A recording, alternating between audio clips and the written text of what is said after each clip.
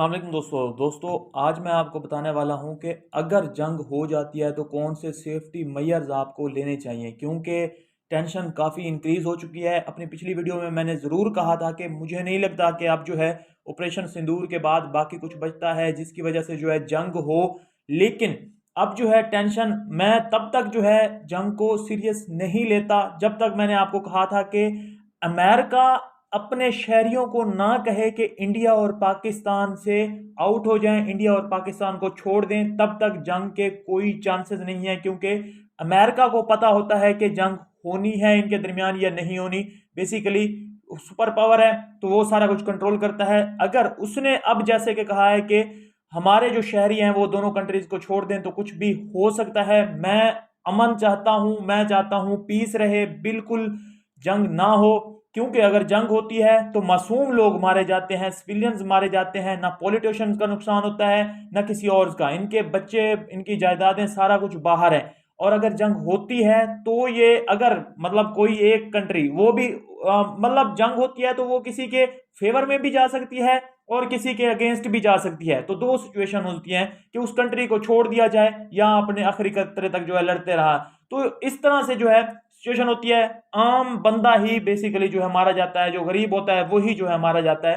तो अगर जंग हो जाती है तो कौन से सेफ्टी मेजर्स जो है आपको लेने चाहिए। मैंने पिछली वीडियो जो बनाई थी उसमें मुझे बहुत सी गालियां पड़ी कि आप जो है डर गए हैं, आप कह रहे हैं कि जंग ना हो, ये हो वो हो। जवाब देना चाहिए। मुझे अपनी तरफ से भी गालियां पड़ रही थी, उधर से भी गालियां पड़ रही थी, दोनों तरफ से। लेकिन लोग, मुझे नहीं पता कि क्यों लोगों के सर पे जो है ये सवार है।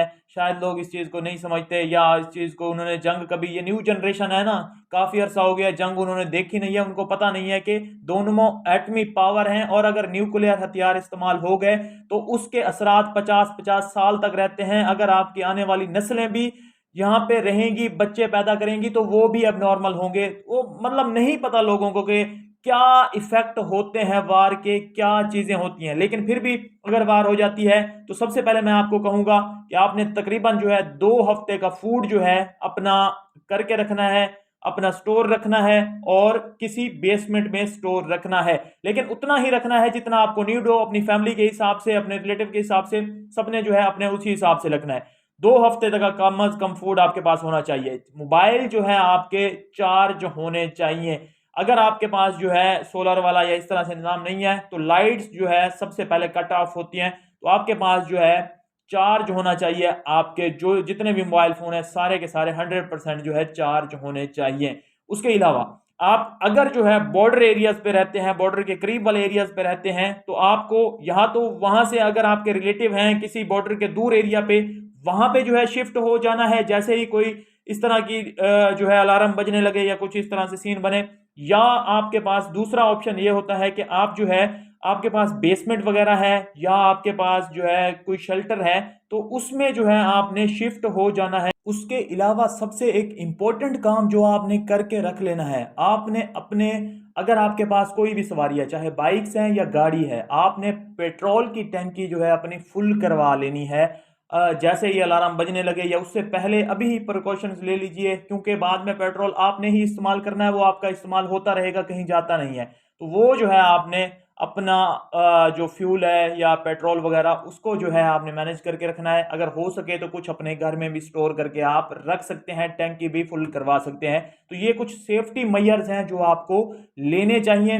और खास तौर पे अगर अलार्म बजने लगे जिस दिन, मतलब अभी तो ना करें, मैं यही उम्मीद करता हूं कि ना हो इस तरह का, लेकिन अगर बजने लगे तो सबसे इंपॉर्टेंट जो हमारी फील्ड के रिलेटेड है कि साइबर अटैक्स हद से ज्यादा होते हैं। तो आपको किसी भी, जो कोई अब अगर अननोन नंबर से वीडियो कॉल आ रही है तो कोशिश करें कि पहले कंफर्म करें किसी अपने रिलेटिव की या किसी की है, तभी उसको जो है पिक करें।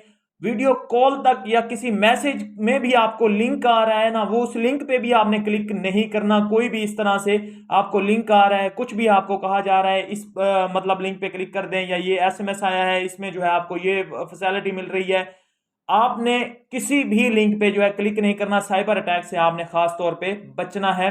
उसके अलावा जो है आपने अपने किसी भी सोशल मीडिया पे फेक न्यूज शेयर नहीं करनी। कोई भी पोस्ट आती है सोशल मीडिया पे अनवेरिफाइड, आप आगे शेयर कर देते हैं।